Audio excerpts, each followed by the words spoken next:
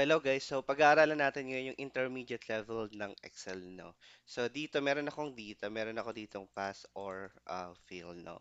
So ang gusto kong mangyari ay kapag lumabas dito yung pass, automatic ma-highlight yung cells na reference natin. Ibig sabihin ng cells, itong isang na, napipindot lang natin ay magiging pass, no? So napaka-basic no, no? Pwede natin ilagay dito ito, and then click natin yung equal to. And then, lagyan natin siya ng condition.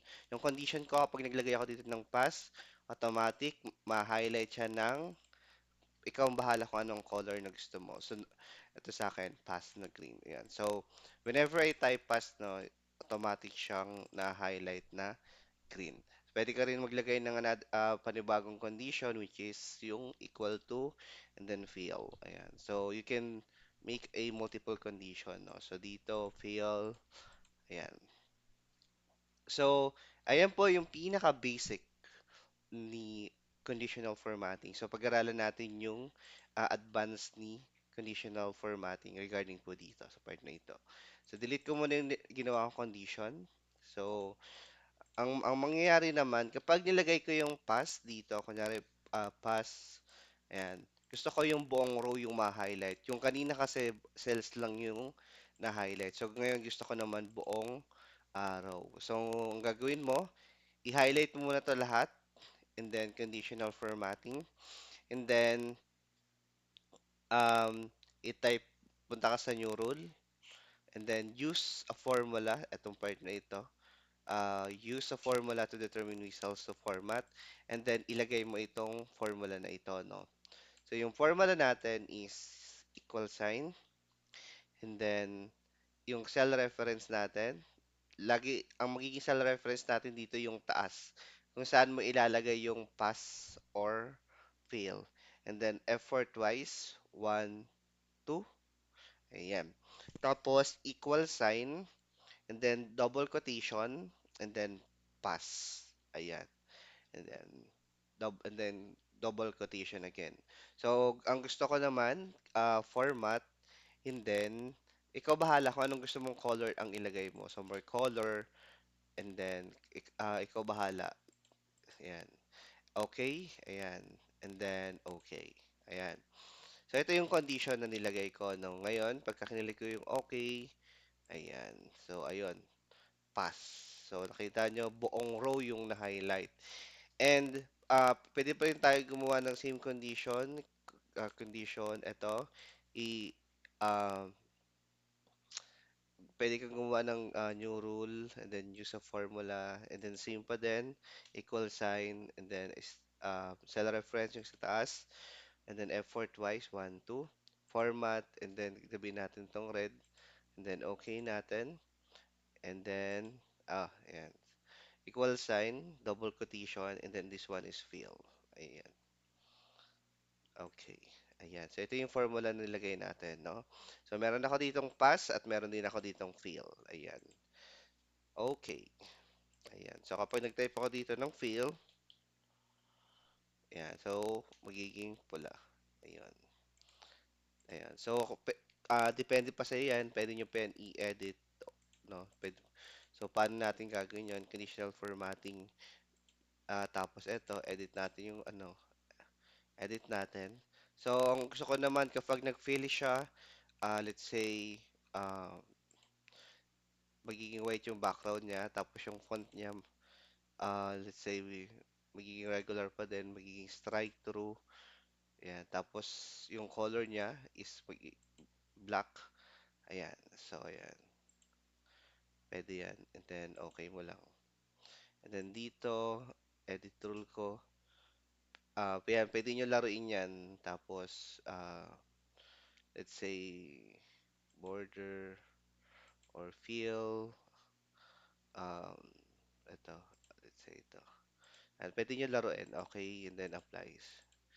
Ayun. So, makikita nyo dito, tinanggal ko yung color kanina. Instead na lagyan ko ng color, ay nag-strike through ako. Yan. Ibig sabihin, yung text nagkaroon ng underline. Ayan. Ayan. So, pwede nyo siyang laruin. Nasa sa inyo yan. And then, ang susunod naman nating part, ito naman, uh, Ay, hindi, talon tayo dito sa part na ito. So, this one, ang gusto kong mangyari is magkakaroon tayo ng auto border na tinatawag. So, ano nga ba yung tinatawag nating auto border, no? So, auto border kasi is um, kapag naglalagay tayo ng data, automatic siyang magkakaroon na ng border. So, ano, paano ba natin siyang gagawin? So, dito makita natin, lalagay ako ng data, tapos, yan, type ko. So, ang gagawin mo manually, so lalagyan mo ng border manually, ayan. And then all border. So, ay, ang tagal nun. Kapag kinaganyan mo, mano-mano mo pa, ang tagal. So, ang gagawin mo, pwede kang gumawa ng formula. So, remove muna natin yung mga ginawa natin kanina. Ayan. So, i-highlight mo muna kung hanggang saan mo gusto lagyan ng auto border. So, highlight ko ito hanggang, let's say, ito sa part na ito. And then, punta ka ng conditional formatting. And then, i-click mo itong new rule. And then, i-click nyo yung use a formula to determine which cells. Ayan. And then, i-type nyo itong formula na to. Equal sign. So, yung magiging cell reference nyo dito, ilagay yung nasa taas. To. And then, F4, 1, 2. And then, less than, greater than, equal, double quotation, sorry. Double quotation, and then another double quotation. Ayan. So, and then, click yung format, and then yung border. And then click nyo yung outline. Ito. Ayan. And then, okay. Ayan. And then, okay nyo na. So, dito, kapag nag-type ako ng data, automatic magkakaroon ng border. Ayan. Ayan. Nakita nyo, magkakaroon siya ng border. That's very convenient. Instead na manually mo siya ilagay doon sa iyong data.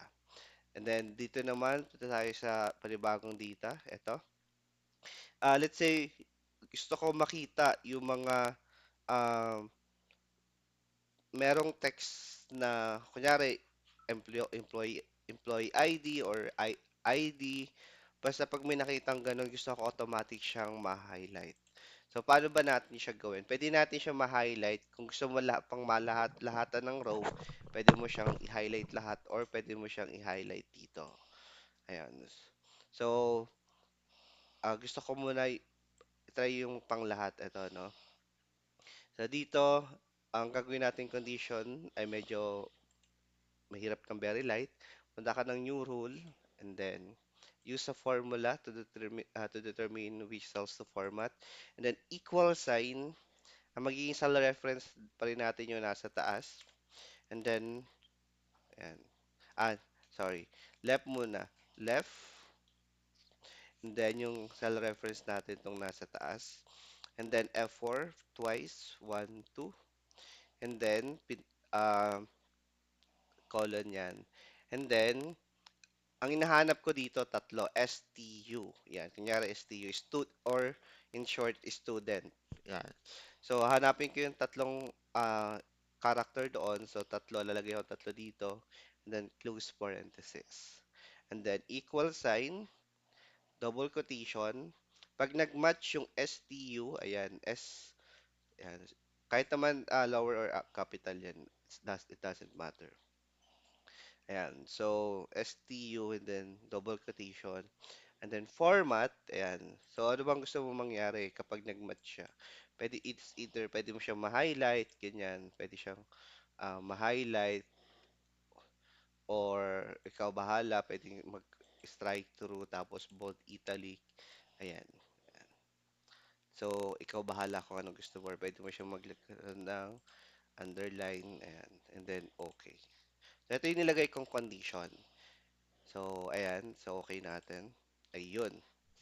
Lahat ng merong STU na nag-start ng STU ay automatic nagkaroon ng underline sa baba and then meron pang strike through. Ibig sabihin nagkaroon siya ng guhit. So kung gusto niyo naman yung isang column lang, you just have to highlight lang to pag gagawa kayo ng condition. So ang ginawa ko kasi kanina, in-highlight ko lahat. Pero kung gusto niyo ng isang column, pwede i-highlight nyo lang kung hanggang saan nyo gusto. Ayan. So, yun lamang po for our Excel class.